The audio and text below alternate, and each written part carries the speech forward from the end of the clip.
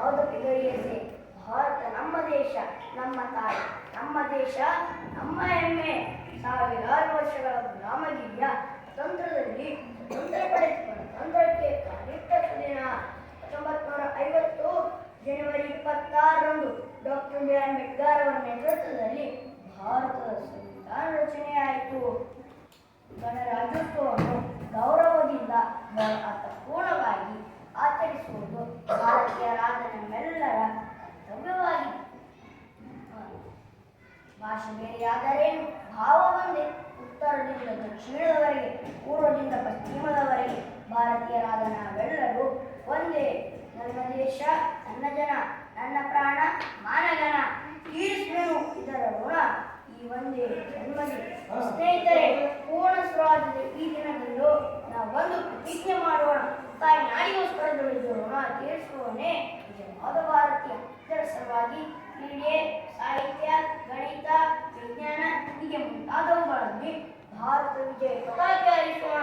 ಭಾರತ ವಿಶ್ವ ಪಥದಲ್ಲಿ ಭಾರತ ಹೆಸರು ಅಚ್ಚಳಿಯದಂತೆ ನುಡಿಯೋಣ ಎಂದು ಹೇಳುತ್ತಾ ನಾನು ಈಗ ಗಣರಾಜ್ಯೋತ್ಸವದ ಬಗ್ಗೆ ಹೇಳಲು ಬಯಸುತ್ತೇನೆ.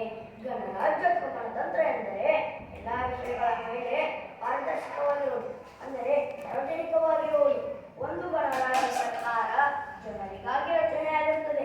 ಜನರ ಎಲ್ಲ ವಿಷಯಗಳನ್ನು ಪರಿಗಣಿಸುವುದರ ಮೂಲಕ ಕಾಳಜಿ ವಹಿಸುತ್ತದೆ. ಗಣರಾಜ್ಯದ ವಿಶೇಷತೆ ಏನು?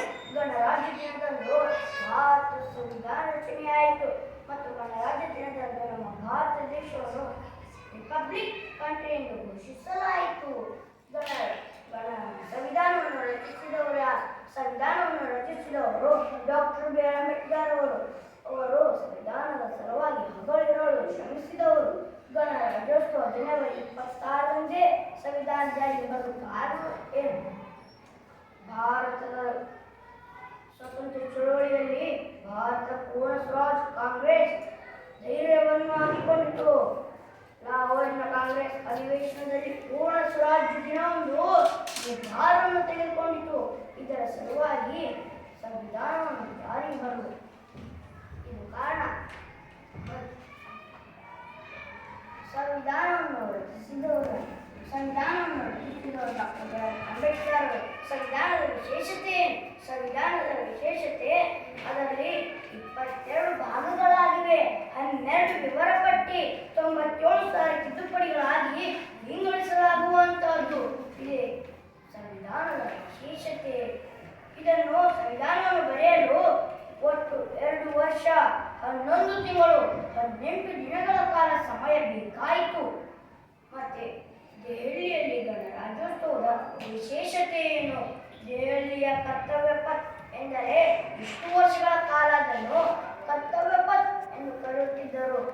ಅದು ಬ್ರಿಟಿಷರ ಹೆಸರಿಟ್ಟಿದ ಸಲುವಾಗಿ ಕರ್ತವ್ಯ ಪಥ್ ಎಂಬುದನ್ನು ತೆಗೆದು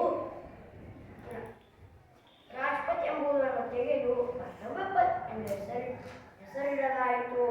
ದೆಹಲಿಯ ಕರ್ತವ್ಯ ಪಥಿನಲ್ಲಿ ನೌಕಾಪಡೆ ಸಾಂಸ್ಕೃತಿಕ ಚಟುವಟಿಕೆಗಳ ಮೂಲಕ ನೌಕಾಪಡೆ, ವಾಯುಪಡೆ, ಸೇನಾಪಡೆ ಹೀಗೆ ಮುಂತಾದವುಗಳಿಂದ ಭಾರತದ ಸಾಮರ್ಥ್ಯವನ್ನು ತೋರಿಸಲಾಗುತ್ತದೆ. ಗಣರಾಜ್ಯೋತ್ಸವ ಮತ್ತು ಸ್ವತಂತ್ರ ದಿನಾಚರಣೆ ಇರುವ ವ್ಯತ್ಯಾಸವೇನು? ಗಣರಾಜ್ಯೋತ್ಸವ ದಿನದಂದು ಜನವರಿ 26ರಂದು ಪ್ರತಿ ವರ್ಷ ಜನವರಿ 26ರಂದು ಗಣರಾಜ್ಯೋತ್ಸವವನ್ನು ಆಚರಿಸಲಾಗುತ್ತದೆ. ಪೂರ್ಣ ಸ್ವರಾಜ್ಯ ದಿನ ಜಾರಿಗೆ ಬಂದ ದಿನ ಮತ್ತು ಸಂವಿಧಾನವನ್ನು ರಚಿಸಿದ ದಿನ. ಇದರ ನೆನಪಿಗಾಗಿ ಗಣರಾಜ್ಯೋತ್ಸವವನ್ನು ಆಚರಿಸಲಾಗುತ್ತದೆ. ಸ್ವತಂತ್ರ ದಿನಾಚರಣೆಯನ್ನು ಪ್ರತಿ ವರ್ಷ ಆಗಸ್ಟ್ 15ರಂದು ಆಚರಿಸಲಾಗುತ್ತದೆ. ಬ್ರಿಟಿಷರ ಗುಲಾಮಗಿರಿಯಿಂದ ಸ್ವತಂತ್ರ ಪಡೆದ ನೆನಪಿಗಾಗಿ ಸ್ವತಂತ್ರ ದಿನಾಚರಣೆಯನ್ನು ಆಚರಿಸಲಾಗುತ್ತದೆ. ಇಷ್ಟು ನನ್ನ ಚಿಕ್ಕ ಭಾಷಣಕ್ಕೆ ವಿರಾಮ ನೀಡುತ್ತೇನೆ. ಮಾತನಾಡಲು ಅವಕಾಶ ಕೊಟ್ಟಿದ್ದಕ್ಕಾಗಿ ತಮಗೆಲ್ಲರಿಗೂ ಹೃದಯಪೂರ್ವಕ ಧನ್ಯವಾದಗಳು.